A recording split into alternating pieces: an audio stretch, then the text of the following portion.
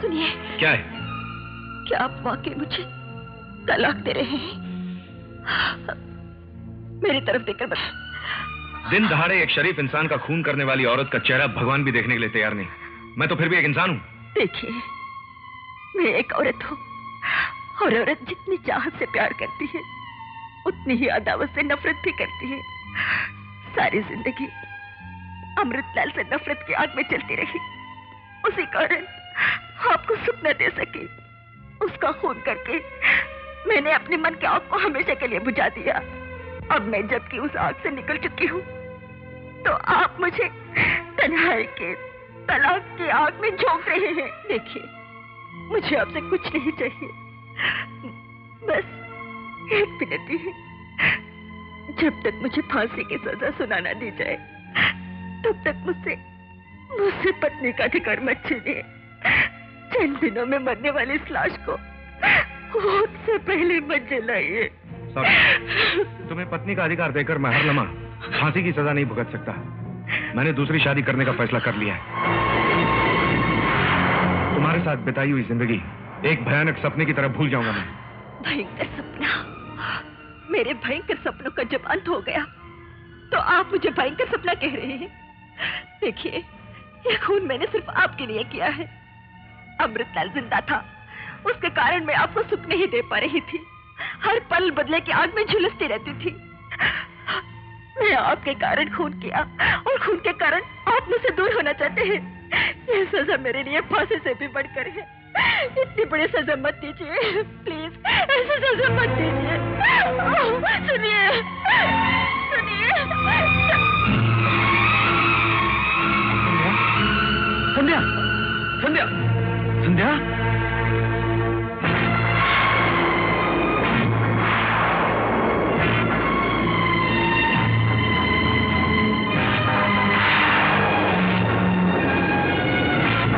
घोड़ी के पेट में 11 महीने बच्चा रहता है।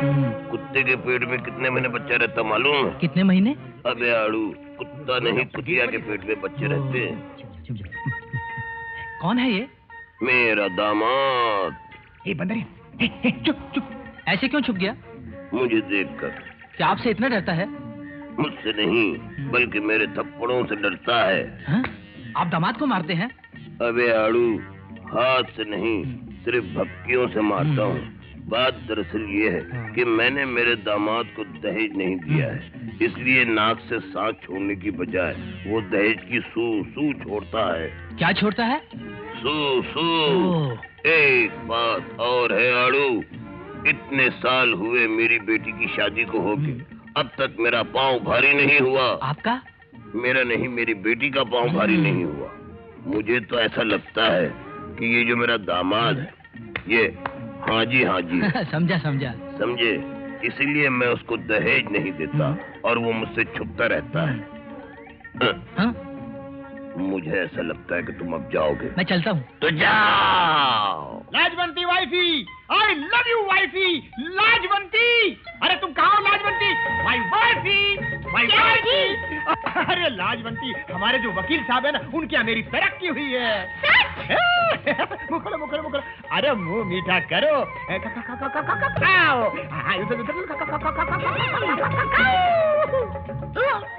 मेरे कलेजे, तरक्की की बधाइयाँ। वो देखिए ससुर जी, आपकी बेटी को उल्टियाँ शुरू हो गई हैं आपकी दुआ से। जरूर मिलेगा बेटा, जरूर मिलेगा। एक दिन में 2 खुशियाँ, फिर दहेज क्यों न मिले। लो, मिठाई खाओ। मैं उठा कर चुका हूँ। खा लो बेटा। मुझे अब जरूरत नहीं है। मैं कहता हूँ ना, खा लो। मैं बहुत खुश हूँ। अरे बेटा खा लो, खाओ। हाँ, मुबारक हूँ, मुबारक।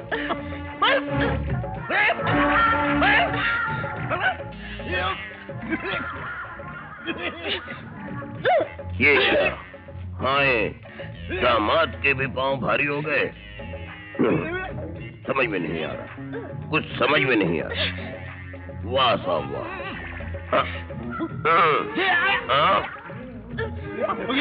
अबे ओ सड़े हुए दामाद, ये सड़े हुए तेल की मिठाई कहाँ से लाया? एक बात याद रख ले तू, जिस तरह से तू मुझसे दहेज वसूल करना चाहता है, मैं वो सूखा धतूरे का पेड़ हूँ जिसका साया तुझे कभी नहीं मिलेगा।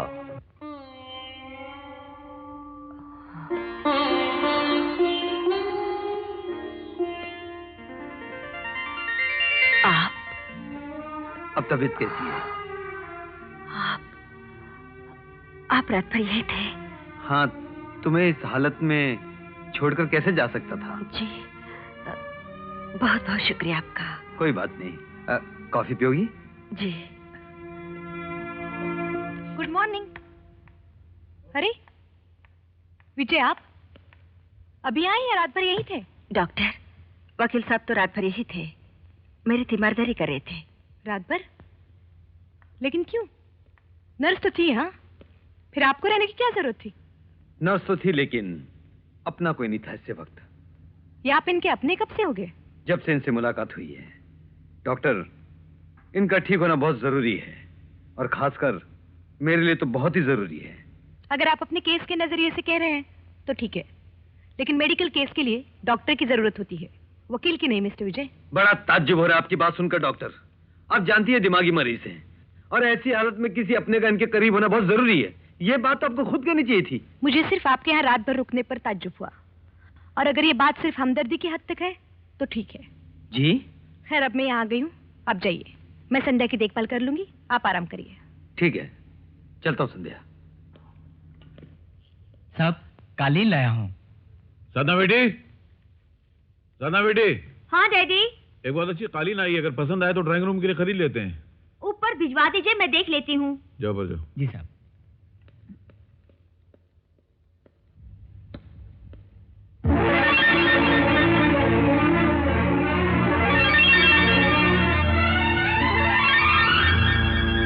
पसंद आई मेम साहब? पसंद आई मेम साहब? पसंद आई मेम साहब? You shut up, idiot, and get lost!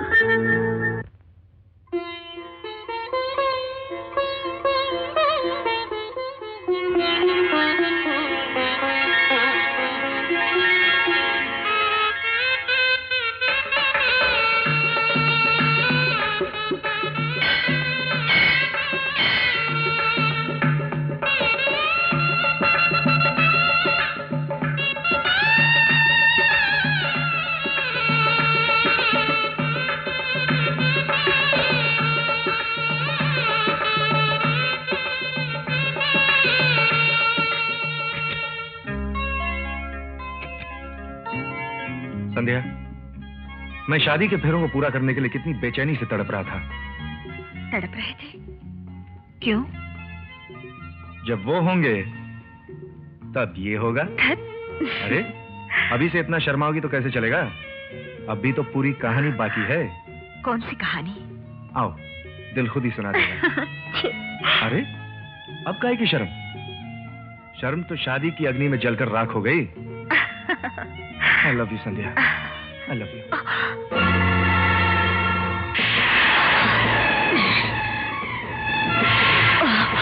संध्या, क्या हुआ? छोड़ दो मुझे। क्या हुआ संध्या? छोड़ दो। संध्या, मैं तुम्हें अपने करीब आने के लिए कह रहा हूँ और तुम दूर हुए जा रही हो। संध्या, क्या? संध्या, मेरी बात तो सुनो। संध्या,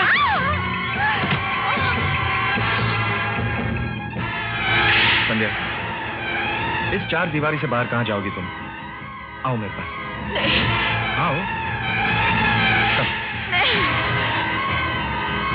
Come on। क्या हुआ है तुम्हें?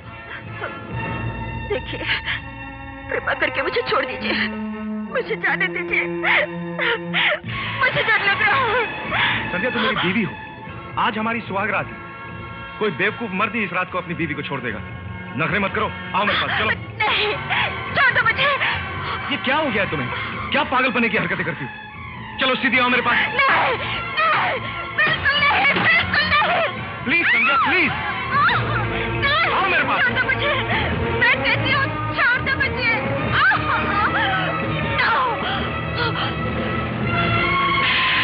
मेरी माँ का कातिल है, खूनी है, तूने मेरी माँ की जान ली है।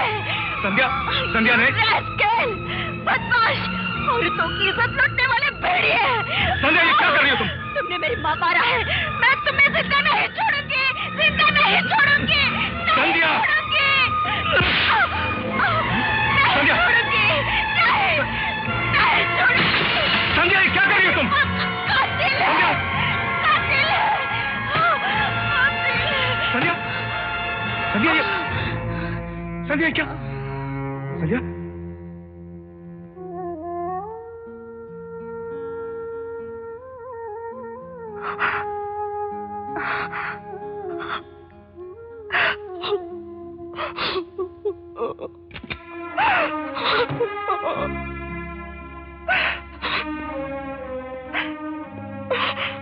तुम रो रही हो संध्या? मैं जानता हूं तुम्हें क्या दुख है। अदालत में तुम्हारे पति ने तुम्हें तलाक देने की बात कही इसीलिए ना? विजय बाबू, जब मेरी दिमागी हालत ठीक नहीं थी तो मैं अपने पति को पत्नी का सुख नहीं दे पाई, और जब मेरे अंदर का तूफान थम चुका है, मैं उनके करीब जाना चाहती हूँ तो किस्मत ने मुझे उनसे दूर कर दिया है। संध्या, मैं तुम्हारे लिए अपने आंखों में आंसू तला सकता हूँ, लेकिन तुम्हारे आंसू रोक नहीं सकता। आंसुओं का सैलाब दिल से उभरता है और दिल पर किसी का काबू नहीं रहता। और हाँ संध्या, मैंने अदालत से हेल्थ ग्राउंड पर तुम्हारे लिए जमानत ले ली है। अब तुम्हें पुलिस लॉकअप में जाने की कोई जरूरत नहीं है। और वो अपने पुजारी जी है ना, उन्होंने अपने यहाँ रहने के लिए तुम्हें बुलाया है। किस लिए विजय बाबू? मैं लॉकअप में रहूं या उनके यहाँ रहूं, क्या फर्क पड़ता है? मुझे फांसी होके ही रहेगी, फिर क्या फायदा? मैं अनाथ नहीं, मेरे लिए एक बूंद आंसू बहाने वाला मेरा कोई अपना है। उसी उम्मीद पर सोचा था कि मैं सुकून से मर सकूंगी, लेकिन अब तो वो भी मेरे नसीब में नहीं रहा। एक बात बताओ संध्या, क्या हर पत्नी अपने पति के लिए इतना ही तड़पती है? क्यों? क्या आपकी पत्नी आपके लिए नहीं तड़पती? मेरी पत्नी? मेरी तो कोई पत्नी नहीं है। तो फिर कुंवारे आदमी क्या जाने कि पत्नी के मन की तड़प क्या होती है? तड़प का अंदाजा तो है, लेकिन उस तड़प को समझने वाला कोई नहीं। खैर संध्या, अगर तुम मौत के बारे में इसी तरह सोचती रहोगी तो मैं ये बाजी हार गया। तुम जिंदा रहोगी संध्या, तुम्हें जिंदा रहना होगा। हो सकता है तुम्हारी किस्मत में तुम्हारे पति के साथ जिंदगी गुजारने का सुख लिखा हो,